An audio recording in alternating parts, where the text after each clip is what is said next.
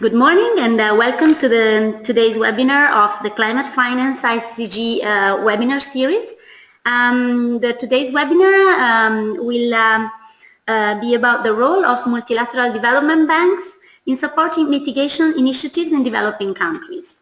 And today's speaker of today will be Marcin Broadwater, who is the Global Head of Strategy and Business Development for the IFC, International Finance Corporation of the World Bank Group, and from the Climate Business Department.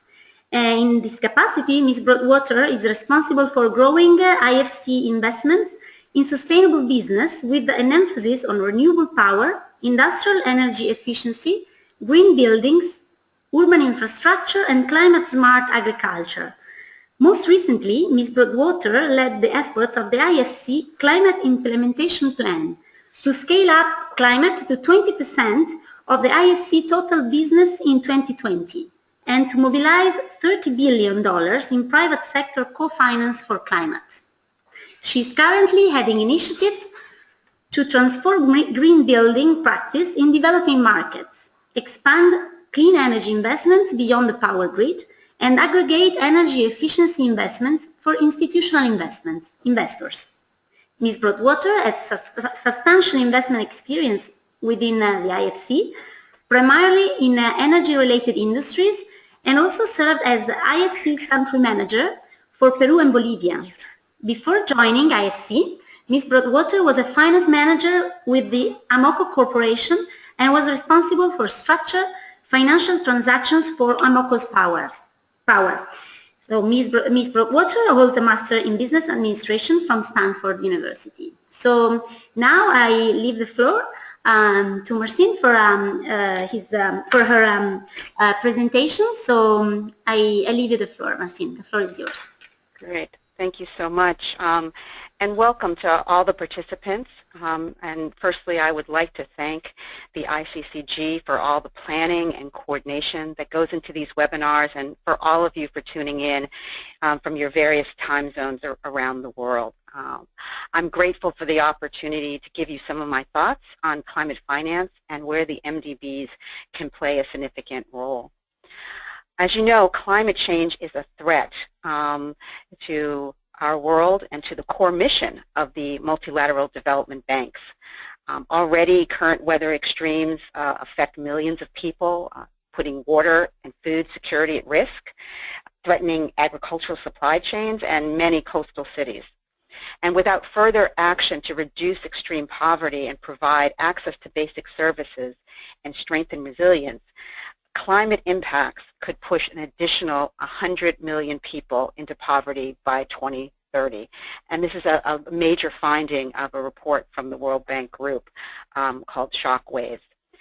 So this is essential to our mission in terms of reducing poverty and building shared prosperity to address climate change. So we see it as, the MDBs see it as essential to their core mission. As emissions from emerging markets are expected to rise sharply, growth in population, a rising middle class, and urbanization, all of these factors will result in rising energy use and greater emissions. So to help emerging markets countries reduce this trajectory, MDBs offer needed support to their client countries in terms of GHG reductions.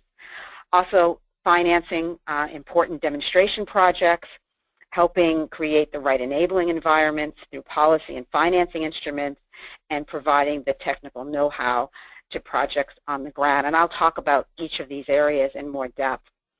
In addition, not only do we need to help flatten out the curve and actually put the emerging markets on a declining curve in terms of GHG emissions, the emerging markets are also the most vulnerable to the impacts of climate change. And we know now already that impacts of climate change will be coming. Even if we stopped emitting carbon dioxide this very moment, we will still have impacts of climate change. And so we must also work with our emerging markets, the most vulnerable people, in terms of their adaptation to these coming impacts of climate. So who are the multilateral development banks? Well, there are a number of different bilateral and multilateral organizations that have committed to climate finance, and these include governments, bilateral aid agencies, climate funds, multilateral, bilateral, and national development finance institute. According to the 2014 Global Climate Finance Landscape, which was published by the Climate Policy Initiative last year, total climate investment in 2014 was $391 billion. 243 of that was from private, and 148 of that was public monies. And although this sounds like a big number, it's really a fraction of the trillions of dollars that were going to be needed by 2040 in greening the infrastructure and addressing climate change. So for purposes of today, I'm going to focus on the 6 MDBs, the multilateral development banks, which are the largest ones. And these are the ones that you'll see on your screen.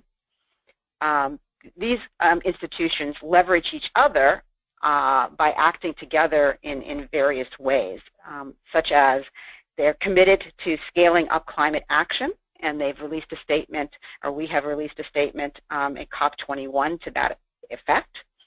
Committed to mainstreaming principles on integrating climate into our operations, and are reporting on our climate initiatives in a harmonized and transparent way. So the size of these MDBs varies quite a bit, with investment levels ranging last year between $9 billion and $87 billion. However, even though their investment volumes vary, they all invest in a variety of sectors, including transport, energy, infrastructure, among others, with the goal of promoting sustainable economic growth in their respective markets.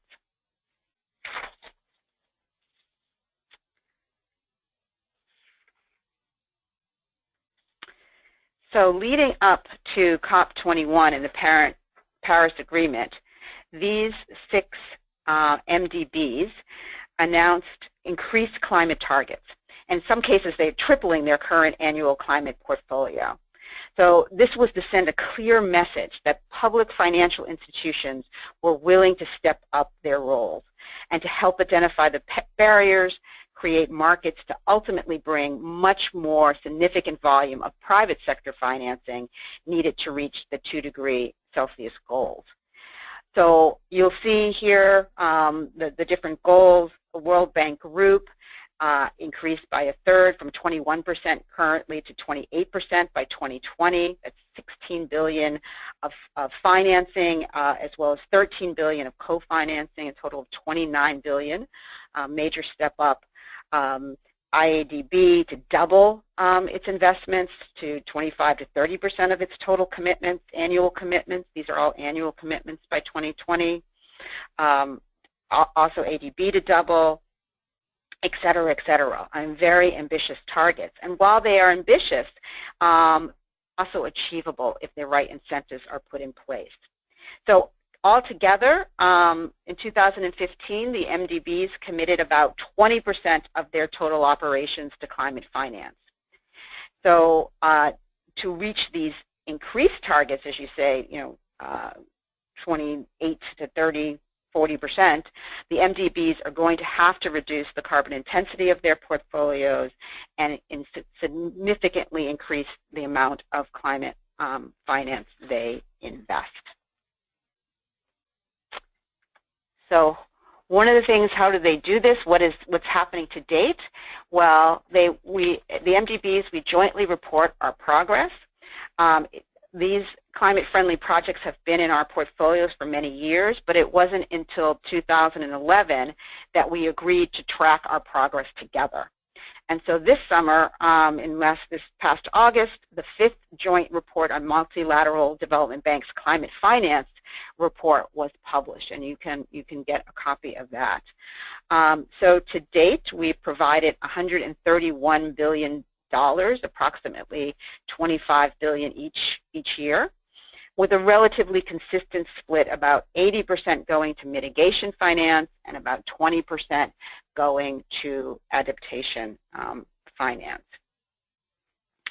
This varies by organization, but on the whole, the heaviest level of investment has been in mitigation, and we can talk about that a little bit more in the future. In terms of regionally, you can see that a good part of this goes to non-EU Europe and Central Asia, about 20%, and South Asia is another major area where this climate finance is being targeted to, about 19%. And while the other 5 regions are followed closely with ranges between 9 and 15%, kind of evenly spread. And while what we're reporting to you is the finance, direct finance from the MDBs, one of the roles of the MDBs is to leverage and to mobilize finance from other sources, such as donor governments or recipient country contributions, the private sector, and others. So if you count what the MDBs have also mobilized, they've mobilized more than twice their investment amount. Almost $56 billion have been mobilized from other sources. So I think, again, our targets include our own growth stretch targets for our own accounts, but it also has a great deal of emphasis on mobilizing, particularly from the private sector, because it's clear that public sector alone will not be able to finance our response to climate change.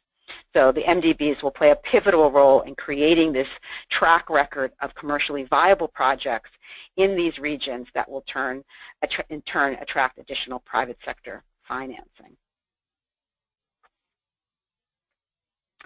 Again, looking a little bit more in terms of where this financing is going by sector. So there are 2 pieces here. One is the mitigation finance.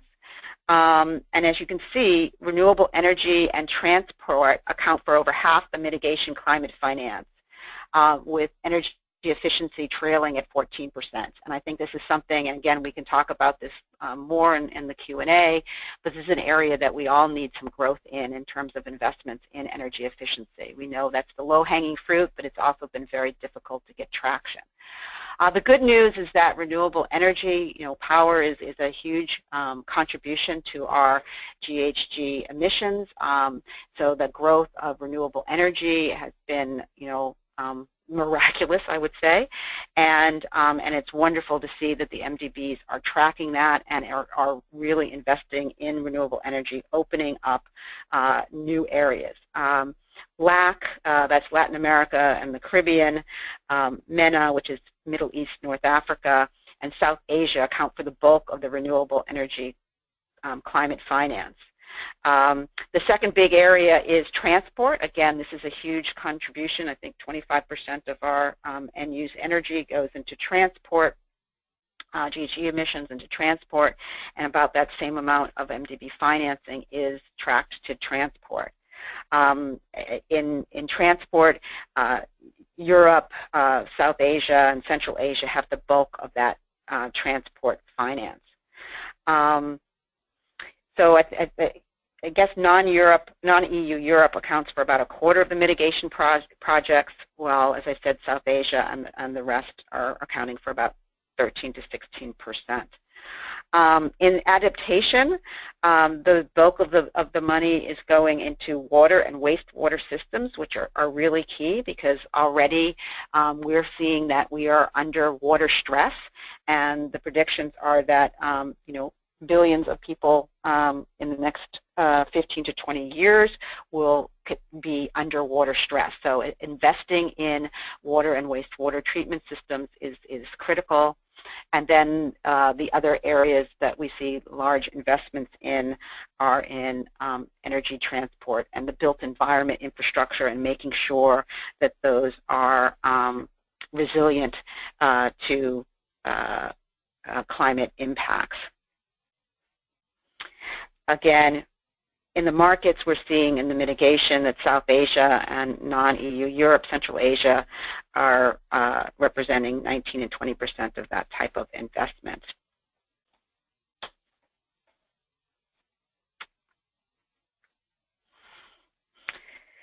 So, in addition, before COP21 last year, the MDBs, along with other financial institutions, signed on to voluntary principles to mainstream climate action within financial institutions. And what that was, it was a pledge to integrate climate considerations into their investment and advisory functions. So altogether, 26 financial institutions from developing and developed countries with a combined balance sheets of US $11 trillion signed on to these voluntary principles. So this is very encouraging that the financial sector is now awakened to the needs to invest in mitigation and resilience, and has agreed to mainstream these ideas into their financing principles and practices. These principles lay out a clear pathway for financial institutions on how to integrate climate change into their operations so they can deliver better, more sustainable short and long-term results, both developmentally and financially. So we've heard over and over again, how do we know if it's green, really know if it's green? Well, these principles are designed to create a lens through which to evaluate and invest capital. And this will come up again. I'll discuss this a little later when we talk through some examples, and particularly in green bonds. Again, just quickly, the principles entail commitment to climate change strategies, promotion of these objectives, managing climate risks, improving climate smart performance, and accounting for climate action. It's important to note, however, that MDBs are only part of the global finance landscape, and they only contribute a portion of the needs for this low carbon and resilient infrastructure, which we know is in the trillions of dollars. So the real question for us today is how do the MDBs work to convert our billions of dollars of investment to the trillions of dollars that are needed in the future? And the answer to that is that the main role, I think, for the MDBs is as an enabler. So our mission includes making sure that development countries build infrastructure that is economically and environmentally sustainable, so that what we put in today is both financially and physically and viable in the economy tomorrow, and that it adds to a transition to a low carbon economy. So what does this look like? Well, in some senses it is the MDBs doing demonstration projects, meaning going into markets, taking a little bit more risk than the commercial markets may be willing to take, investing in first of a kind of technology or of projects or of business models, or going into countries that don't fully have the systems yet in place. The regulatory systems might not be as conducive for commercial investment. So, and helping those systems strengthen their capacity and upgrade their regulations. It also means mobilizing investors, and we talked about this before. Part of the investment is of the MDB's own account, but a large part and a growth needs to be mobilizing investing and getting co-investors. This may mean concessional finance, where we bring donor money in order to incentivize first movers, to incentivize folks to take risks that they may not normally do. But it also means really showing investors that these new areas of climate finance are financially profitable and sustainable. A third area for the MDBs is greening the financial system, and this means bringing other commercial players into the green commercial finance. And there are lots of ways of doing this: de-risking, aggregation tools such as green bonds or syndications, funds, putting funds together managed by the MDBs, or syndication platforms, lots of different ways. There's de-risking of projects, risk pools, guarantees, things along those lines. And then we talked about mobilization and things such as public-private partnerships, leveraging public finance, investment coalitions, climate innovation labs, and things of that sort to green the financial system. And finally, there's the enabling environment. There's, in order to attract private capital, it's important to have a conducive enabling environment. And so for the MDBs, this could mean providing advisory services to the governments, as well as companies that help create policy signals and financial instruments necessary to build the market, and to give investors the confidence that the project is going to be financially viable, and that everyone can make their commitments, and it will be sustainable and predictable. So crowding in that private sectors, the MDBs build the momentum for additional climate finance. So to make this concrete, so I've talked a lot, I've given you a lot of concepts here, but I think to make it concrete, it will be helpful to have examples. So I'm going to talk about 3 different examples of tools that can do the principles that I've just laid out. So we're going to talk about green bonds, and this is an example of a way of bringing in investors. This is aggregating, of greening the financial system, and sometimes of bringing advisory services. My second example will be in a project that the World Bank Group is doing called Scaling Solar, and I'll talk a little bit more about that. But again, the idea behind that is regulatory reform, creating the enabling environment to, again, attract investment in renewable energy, specifically in solar in Africa, and we're going to take this program worldwide, but bringing in standards, opening markets, standardizing practices so that we can aggregate across countries. And then the third example that I'm going to talk about is in green buildings. And this is an example of, again, setting standards, combining financing and regulatory reform, not to work at the project level, but to work at the market level and really transform the way we approach the built environment and the way development takes place, real estate and construction takes place. So those are the 3 examples that I'm going to talk about over these next few minutes. Okay, the first is green bonds. So what is a green bond?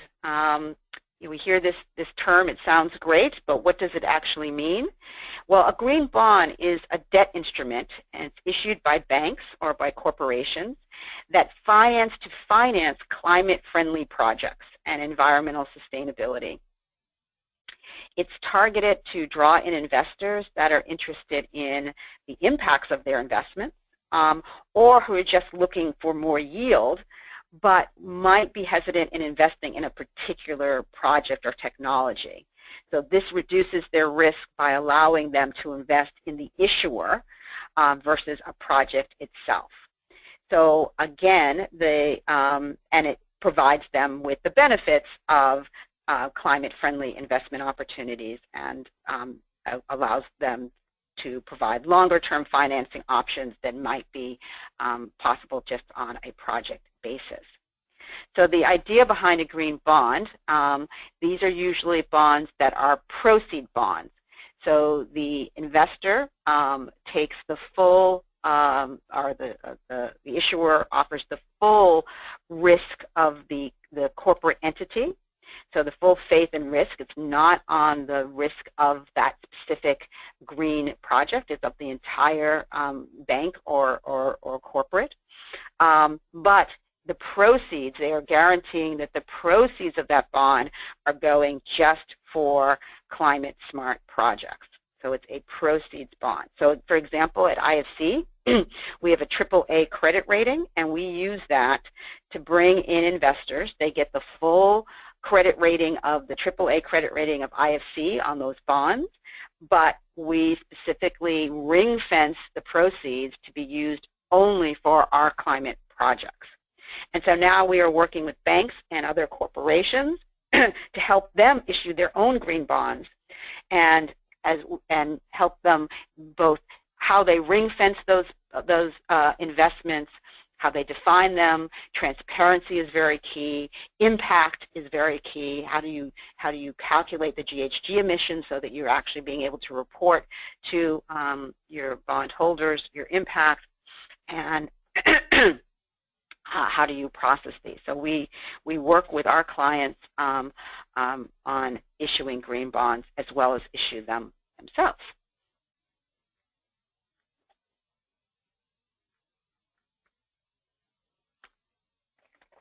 So the market for green bonds has been tremendous.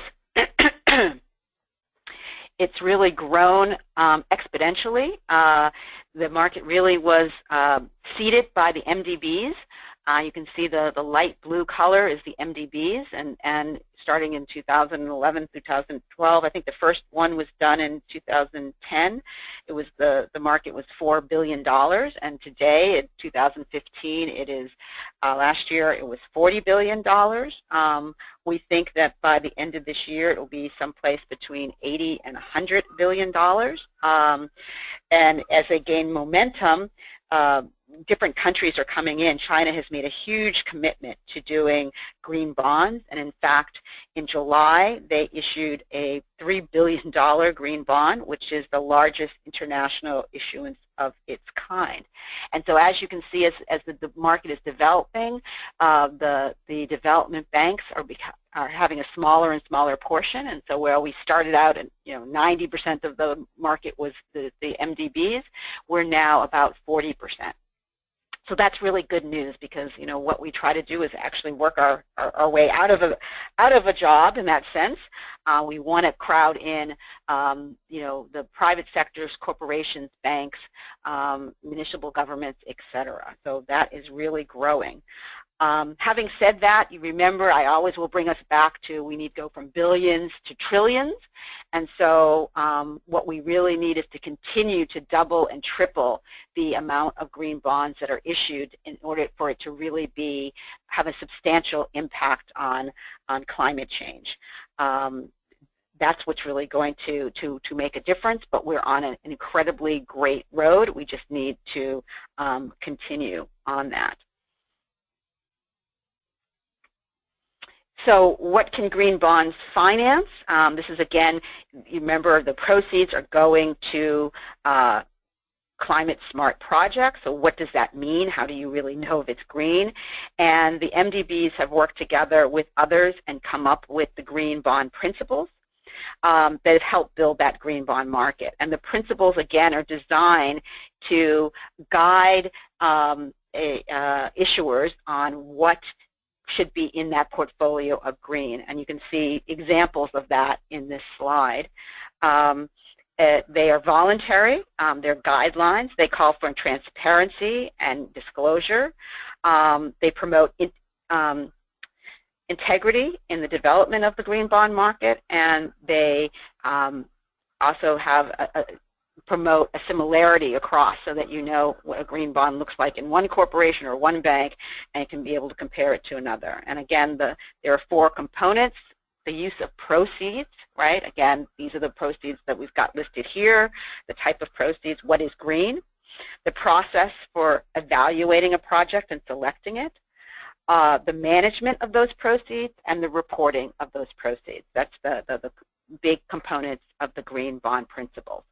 And so the hope is by using these principles, by having transparency, by unlocking the market, by helping corporations and banks issue more green bonds, that this is going to be a major source of financing of getting from those billions to trillions, and bringing in new investors, a new type of investor that may not have been able to invest at the project level, institutional investments, pension funds, etc., who can now invest in green bonds because this is an instrument that they are comfortable with, this is an instrument that they understand, and we can unlock the trillions that are sitting in private sector pension institutional investments towards green climate finance.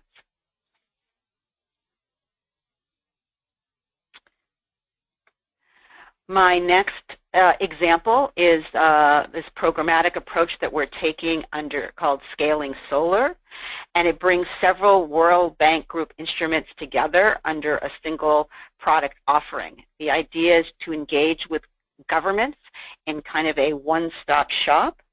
And it's not a joint MDB program, but I think it is an example of where MDBs can play a role by overcoming barriers and opening new markets. And it's the type of role that MDBs are increasingly playing in emerging economies.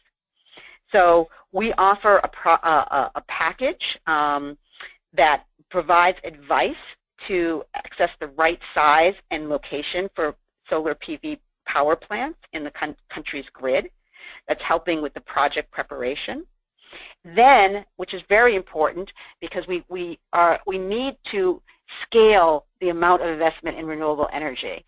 So one of the great things about renewable energy versus say gas or coal power plants, which take 4, 6, 8 years from project preparation to operation, solar plants can take much, much longer. And so what we promise the governments from the moment that we walk in the door and agree to do this to the operating, we're talking 2 years. So really decreasing the amount of time. And we're going to need to do that. We're going to need to be able to rapidly put on this type of power sources if we're going to meet our renewable energy goals in line with the 2-degree Celsius goal. So the second piece is simple and rapid tendering process to ensure strong competition from committed industry players, helping these governments put that process out, prepare the bids, and tender it in a way that is consistent and is standardized. So we help them fully develop templates of bankable projects that can eliminate a lot of back and forth and negotiation. Also that it allows for competitive financing insurance. Again, these deals must be what we call bankable deals. So spending a lot of time putting together a bid or a tender process that is therefore then not bankable because of the terms is not productive. So we really work on putting together bids that can be competitively financed and insured.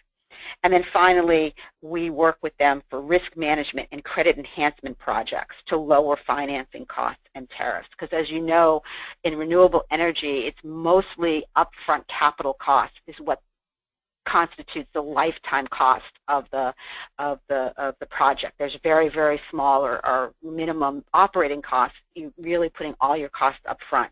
So because of that, your financing costs become a major component on the total cost of a project. So enhancing credit, reducing risk, which is lowers financing costs, makes a big, big difference. So that is our Scaling Solar, and we think that that's going to allow us to do, for emerging economies, to do more projects faster and attract investors because they will know what they're looking for. I mean, they'll know what the tenders look like, what the bids look like, what the templates look like, and they should be able to move quickly. The final example is in green buildings. And again, this is an example from my corporation, the IFC, and we have the EDGE Green Buildings Program. And again, this is an example of how comprehensive programs can be designed by MDBs to work with the private sector as well as the public sector in order to offer a programmatic approach and transform a market. And in the case of green buildings, we found that there was a need for a low-cost, fast tool and certification process to incentivize developers to build green. In the emerging economies, we're finding a very, very low penetration rates of green buildings. At the same time, they're the fastest growing areas of building. As you know, we often quote India, only half of India is built today, and in the next 15 to 20 years, India, the built environment of India will double. We talk about China building the size of all of Latin America, you know, every few years. So it's a tremendous amount of growth in these areas, and it's an opportunity for us to get this right and not be locked in to long-term high energy emissions, buildings. So this program works with government regulations, trying to increase building codes, green building codes. We recognize that this takes a long time to design and implement, and that often governments don't have the capacity to enforce these things. So we look at that as only one tool. It's a very important tool to raise the ambition, to raise the bottom, but it's not the end-all and be-all solution if we're going to move quickly and transforming the built environment and the construction industry. So we also look in investing in buildings and materials, developers themselves. Over the last 5 years, IFC on its own balance sheet has invested $2 billion in built environment as demonstration projects of how to build green, and that's incredibly important. But we're not going to be able to transform the market on our balance sheet alone, and so we need to bring in new products for financial institutions and leverage the power of financial institutions for this. The good news is that financial institutions are already financing the construction industry of homes and hotels and hospitals and office buildings. What we need them to do is to move that financing, that existing financing, and put it on a green path. So using our tool, our certification, gives them an easy way to agree on what is green, how much it costs to go green, and how much emissions you reduce when you go green. That's what the EDGE tool and the EDGE standard does. And finally, there's the certification process that gives us that certainty. So we're working with local certifiers and global certifiers that can do that. The software is free of charge. It's online. People can go and design their buildings in a free, easy way, and it's available for 125 emerging markets. So we hope that our aim is very ambitious. We hope in the next 7 years to the markets that we have targeted, which is about 13. We're in 7 markets now of the biggest markets, and 13 over the next few years. We hope that within 7 years of launching our program that we can get 20% of new construction in these markets to be certified as green. And I think that's the tipping point in which then people start saying, well, why green? And they start saying, well, why not green? So that is my third example. And just to wrap up of the roles of the MDBs, I think we're able to bring a host of services up and down the market, from advisory services to regulatory reforms, utilizing concessional finance and to help de-risk technologies and financial instruments, to standardize processes to make it easy for the enabling environment to attract capital, to help both at the project level, but as we just saw in that last example, to be able to do it at the market level, and to really put in investments that crowd in additional private capital. So I'm going to stop at this point. I know this is a lot of information, but thank you for the opportunity to speak today, and I'm happy to take some questions now. Thank you very much, Marcin, for this very interesting and really detailed overview of what is the role of multilateral development banks and especially the IFC in filling the gap. So passing to the billion to the trillion of dollars need for climate finance, and also for attracting the private capital, which is fundamental in filling this gap. So I have a few questions, and the first one is actually what do you think if it's a question of lack of financing or the pipeline, or a question of pipeline that is inhibiting the flow of investments into climate finance, from your perspective, from the IFC? Well, ultimately, it's going to be both. So right now, it feels like there is investment capital. We have seen since the COP a lot of the large commercial and investment banks step up and pledge billions of dollars in capital. So Goldman Sachs, I believe, pledged 150 billion. Bank of America pledged. Major European banks all have come up with hundreds of billions of dollars of pledges to invest in climate-smart finance. But unfortunately, this capital is not quite yet flowing smoothly. It's not being deployed. It's waiting for the right type of pipeline to come along. It's looking for, and institutional investors, we talked about the green bonds market, those institutional investments, they're also waiting in the wings, looking for deals that they are comfortable with.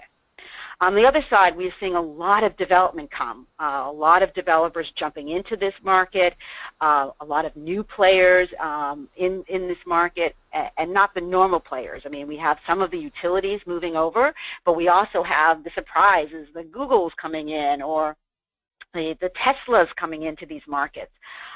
So there's a lot of energy coming around. What we need to do, and I think the MDBs have a role on that, is we need to make sure that we're matching the pipeline with the investors, and that's making things what we call bankable investments. And some of that is, you know, getting the investors comfortable. That's part of the reasons of green bonds, to be able to get them comfortable with these new categories of investments. Part of it is to reduce risks, and this is particularly true in developing countries, where they're not only the project risks, but they're also the, you know, off-taker risks of say, in a power plant, or the country risk, or the regulatory risk. We need to find ways and instruments through guarantees, risk mitigation, etc., to leverage public money, a very small amount of public money, in order to bring in private sector money. So, for example, we talked about how much the MDBs have invested. Of that, only about, alongside of that, it was only about 12% of that money was concessional money. So it was actually a very small amount of money that was able to be used to leverage some of this other money to open up some of these other deals. So it doesn't take a lot. It takes it to be very disciplined. It takes it to be very targeted. And there's some areas where it doesn't need it at all. But there's the opportunity to use that money in creative ways for risk mitigation, so that you're getting that pipeline of deals bankable for that waiting pool of capital. Great, thank you. There are a few questions that arrived from the audience. One of these is, what is the new role of Green Climate Fund with regard to the relationship with the current leading MDBs? I'm sorry, the role of new climate? The new role of the Green Climate Fund with regard... the Green Climate. Yeah. Okay. In regards to the current leading and multilateral development banks. Okay.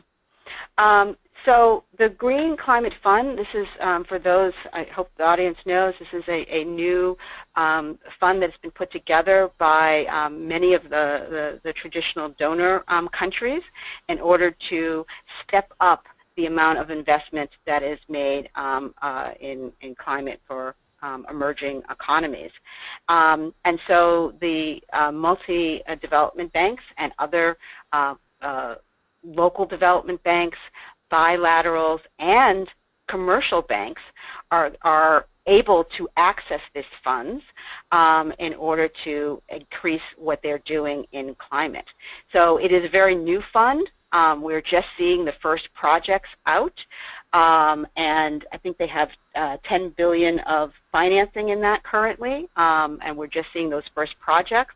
And we are hoping, and at the multilateral development banks, to be able this as a new source of financing in order to, again, leverage. The goal is still the same, of using these public funds to be able to then leverage the private sector and mobilize private sector financing. So this is a new opportunity to expand that growth as we try to increase our ambition. Great, thank you. We have other questions on green bonds, and I also have a question on myself.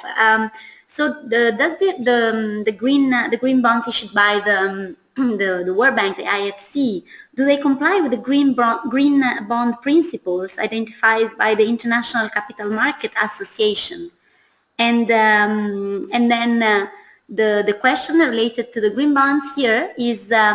In IFC experience, do you experience lower refinancing costs with green bonds as compared to normal bonds? Okay, good questions. So yes, in terms of the green bond principles, IFC was one of the key partners in forming the green bond principles as part of the climate bond initiative. So yes, we are in compliance with that, and we are part of creating that. And then in terms of the lower of the cost, at this moment, there is not a premium on the bonds for it being green. Now, we believe that this is going to change over time. We're seeing, people who are issuing these green bonds being, oversubscribed, so there's a very strong demand for it.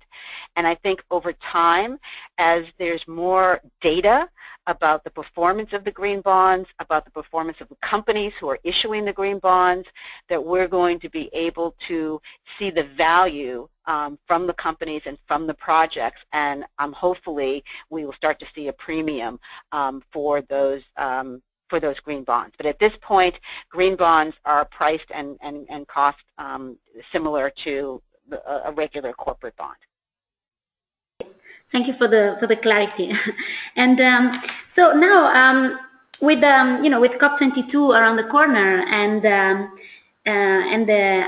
NDCs that need to be implemented in developing world. So what do you think? What role do you envision for multilateral development banks as in emerging countries markets where they are beginning to implement these INDCs, international national contributions? Right. So this is an area that the MDBs are very involved in. We very much want to work with companies on their NDCs, their nationally determined contributions. We think that there's a great potential in that, and the point is to help them take these from being kind of conceptual into really having plans, right? So actually being business plans, and that's what we hope to do. We've seen a lot more private engagement since COP21, so there's clearly interest in the private sector along to see what the countries that they are in or working in are committing to, and being part of that investment plan, changing those NDCs into investment plans. So IFC released a paper last June, or this past June, when we did our climate business forum in Latin America, that mapped the NDCs in Latin America and their climate investment potential. And we are expanding that report to include a global outlook in terms of the NDCs and the investment potential from them. And we will launch that plan at COP22 in Morocco in November. That's very good news. So with with the news yesterday news of EU ratification of the Paris Agreement and so all this momentum in climate finance worldwide, what do you think, or well, how have you seen the level of engagement of the private sector change? Do you think that there will be like this positiveness in the Paris Agreement ratification and entry into force by the end of the year will stimulate new investments by the private sector into climate finance? Yes, I think that the role of the private sector is emerging and becoming much stronger. What we saw in COP 21 was that the private sector stood up. Not only did they have pledges in terms of their own sustainability, you saw more momentum in initiatives like RE100, where they pledged 100% renewable by a certain goal. You saw the banks stepping up with pledges of billions of dollars, hundreds of billions of dollars in capital. And then you also, for the first time, really saw companies calling for a price on carbon. And this is generally speaking, we think that the companies do not want to have any more taxes or any kind of price on carbon. But I think there's a realization that that this is coming, and that what people want is a clear, transparent, and stable regulatory environment that they can react to, versus a knee-jerk thing where all of a sudden, there's a high price on carbon because we've waited too long. So companies are coming out in front and playing a leadership role in calling on countries to define a price on carbon and a path for transforming the economies into a low carbon economy. The bank has been part of a coalition with governments and private sector and other MDBs called the Carbon Pricing Leadership Coalition, which are calling on, again, these governments to put a price on carbon, which we think will really unleash not only a lot of investment that can be used for investing in green economies and transition to low carbon economies, but also a lot of innovation of companies as they try to decrease their carbon footprint. So I think this is key, and we're very excited about this. This can be a great movement. We are already seeing major economies, covered in some either carbon a tax or a carbon cap and trade. You see it in Europe, you see it in Canada, you see it in some of the states or the local levels in the U.S. China has 7 regional cap and trade programs. They're going to be a national program in the next year or so. India is experimenting with this. So these are the major carbon emission countries, and we're really starting to see a move towards that. We don't have an international price on carbon. I think it's going to grow country by country and then region by region, and hopefully eventually we may get to that point. But the trends are clearly there, and I think the private sector is leading in this area. Thank you very much. We have a very interesting question here, which is you mentioned the importance of transparency in the governance of the IFC. Are there other accountability mechanisms to ensure the environmental and financial integrity of the EFC operations? Well, the World Bank and IFC are known for our sustainability standards, our safeguard standards. So in all the projects that we work on with governments, the governments have to comply with our safeguard and performance standards in terms of environment and social and corporate governance. So I think that is a great first step. We've seen on the IFC side that we have what we call equator banks, that is on the private sector side, where banks that are responsible for 80% of the project financing have adopted these environmental and social standards, so that we know that in the banking world they are doing this. On the climate side, we talked about the mainstreaming principles and getting some of the major financial institutions, not only the MDBs, but the major financial institutions to adopt that. On the public sector side, again, working with the bank and with, say, the GCF or with any of the other multilaterals, they all have very high environmental and social standards, which countries must adhere to. So I think that's a significant way in which we influence our emerging market